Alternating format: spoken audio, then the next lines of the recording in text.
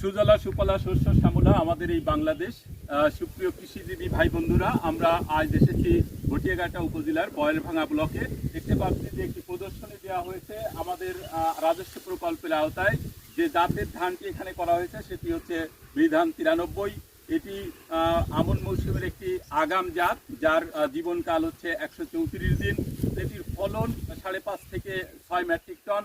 আমরা এখানে একটি প্রদর্শনী কর্তন করলাম আজকে।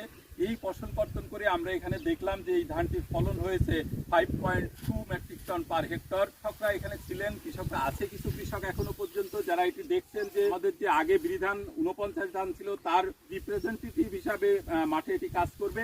এই ধানটি কাটার পরে এখানে সরিষা এবং সবজিও করার মতো জমিগুলোতে আমরা এই ধানটি করতে পারবো।